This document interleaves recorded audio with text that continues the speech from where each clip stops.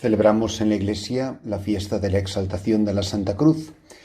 Las lecturas de la Palabra de Dios, sobre todo para la primera lectura, nos da dos opciones, y si bien el texto de la carta del apóstol San Pablo a Filipenses en el capítulo 2 es este texto fundamental de la Cristología, donde se nos habla tanto de la kenosis del Verbo, por el misterio de la encarnación, su abajamiento, su humillación, tomar la condición de esclavo y morir clavado en una cruz, rebajado hasta someterse incluso a la muerte, y una muerte de cruz, y de ahí es de donde viene su exaltación, la razón por la cual el Padre lo levantó sobre todo y le concedió el nombre sobre todo nombre. Y desde entonces se proclama que Jesús es Kyrios, es el Hijo de Dios, es Dios. Jesús es Dios, tiene el nombre sobre todo nombre, y por eso, porque es Dios,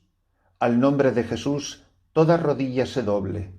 En el cielo se arrodillan, en la tierra se arrodillan, en el abismo se arrodillan, y toda lengua proclame. Y esta es la misión de la Iglesia, que no nos equivoquemos, que no estamos a hacer pozos de agua ni puentes, ni siquiera escuelas ni hospitales, sino que la Iglesia existe para que toda lengua proclame que Jesucristo es Señor, para gloria de Dios Padre. Toda tarea de la Iglesia que no mueva el corazón de los hombres a proclamar que Jesús es el Señor, no sirve para nada. Es una estafa a las personas que se nos han confiado.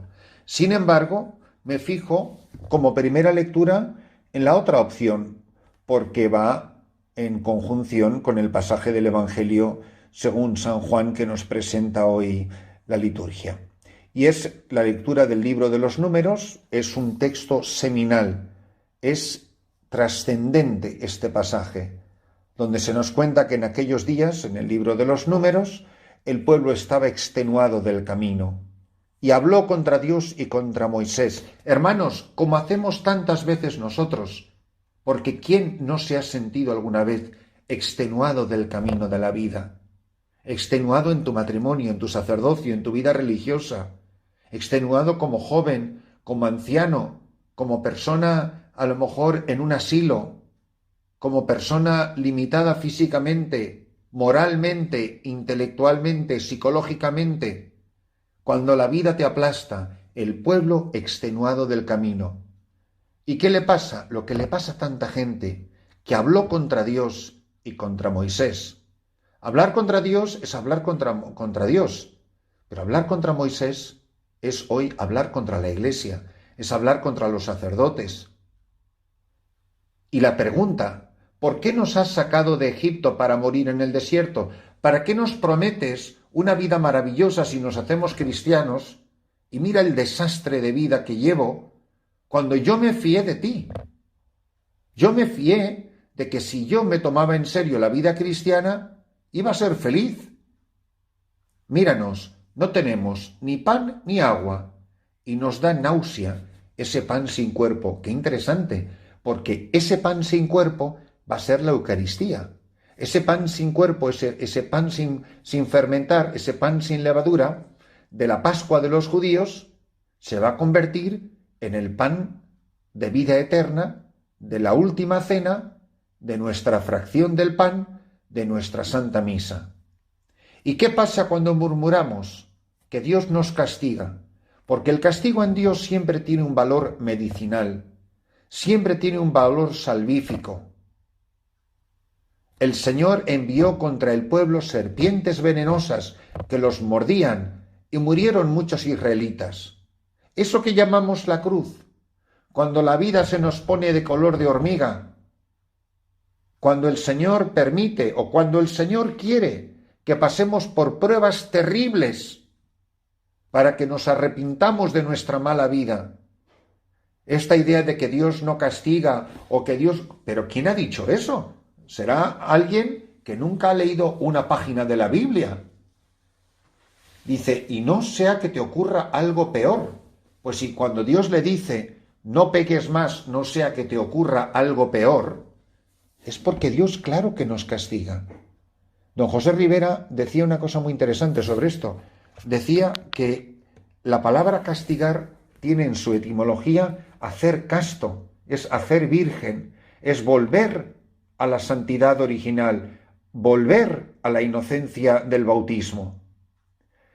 Cuando somos castigados, volvemos a Dios.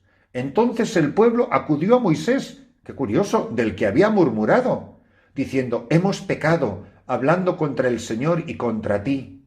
Reza al Señor para que aparte de nosotros las serpientes. ¿Cuánta gente que ha hablado horrores de la Iglesia, ha hablado horrores de los sacerdotes, pero de repente la vida se le acaba? De repente ya no está muerto de la risa.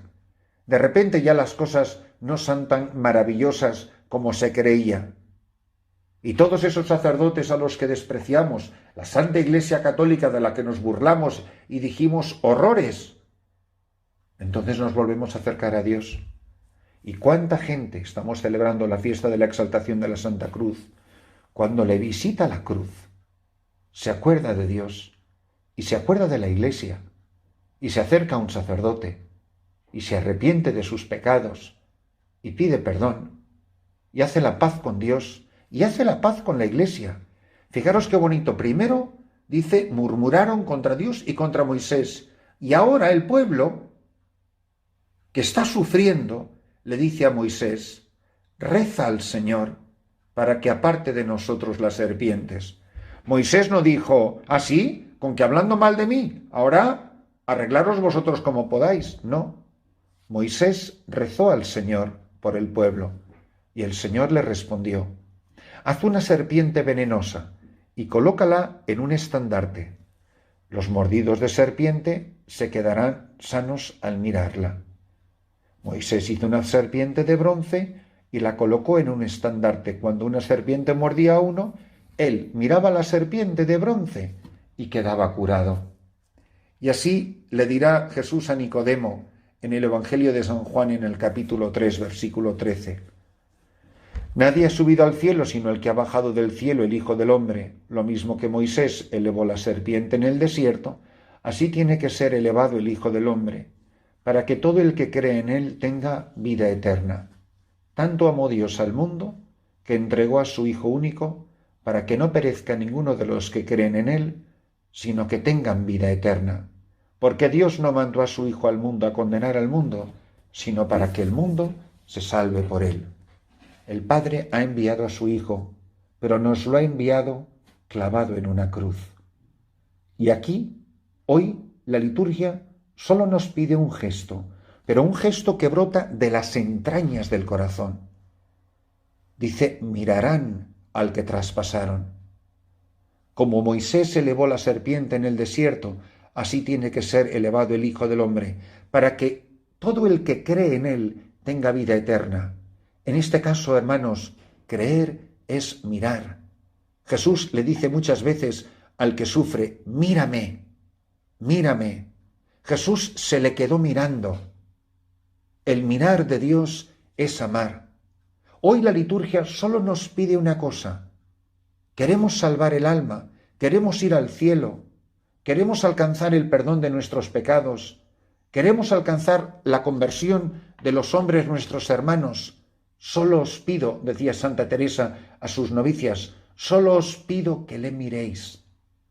¿Qué nos pide hoy la liturgia? ¿Qué os pido yo en nombre de Jesucristo, hermanos, en este día? ¿Podrías pararte un momento a mirar un crucifijo? La conversión de la gran Santa Teresa de Jesús viene de quedarse mirando a ese pequeño ecceomo, a Jesús desnudo, atado a la columna, hecho un manojo de llagas. ¿Qué nos pide Jesús? Mírame, mírame y tu vida cambiará. Mírame y quedarás transformado. Déjate mirar por mí. Mírame siempre. Nunca apartes de mí la mirada. Y no habrá serpiente que te muerda. No habrá serpiente que te haga daño. Nadie podrá apartarte de mi corazón. No importa las veces que hayas caído, tropezado, pecado, traicionado, mírame. Nunca dejes de mirarme. Jesús se le quedó mirando. Esa canción tan bonita que cantan los carismáticos, una mirada de fe, es lo que puede salvar al pecador. La mirada de fe. Si supiéramos mirar a Jesús siempre, no habría peligro ni temor, no habría tentación ni serpiente. Quedaríamos sanados, nuestra vida quedaría transformada. Cuando el Hijo del Hombre sea levantado en lo alto, atraerá a todos hacia sí. Señor, atráeme hacia ti. Atrae mi mirada hacia ti. Que nunca deje de mirarte, para que no me vuelvan a morder las serpientes. Que mientras yo te mire, el mundo se salve. Mirad qué bonita es la misión del sacerdote. Es orientar las miradas de todos los hombres hacia Cristo en la cruz. Qué bonita es la tarea de un padre y una madre de familia. Enseña a tus hijos a mirar a Jesús. Tenéis un crucifijo. Quedároslo mirando un momento. Mirad cuánto amor, porque nadie tiene amor más grande que el que levantado en la cruz, al ser mirado, comunica la vida eterna. La celebración de esta fiesta es preciosa y nadie nos enseña a mirar al crucificado como María, María de Nazaret. Esta mujer que en el Calvario se le quedó mirando con la misma ternura que le miró en la noche del establo. Mírale, mírale como le mira la Nazarena. Él la miró a ella le miró a él, y desde entonces el mundo estaba salvado. En el entrecruzar del mirar de un hijo y el mirar de una madre, se alcanzó la redención del mundo. Que en nuestro entrelazar de miradas, la mirada de Cristo y la mirada tuya y mía, alcancemos la redención del mundo para nosotros y para los hombres nuestros hermanos, sobre todo para aquellos que caminan por la vida con la mirada extraviada. Y esta mirada la encontramos en este pan sin cuerpo, que es la Eucaristía. El Cristo eucarístico es el Cristo del Calvario. El Cristo eucarístico es el Cristo del Gólgota. Mírale y tu vida quedará transformada.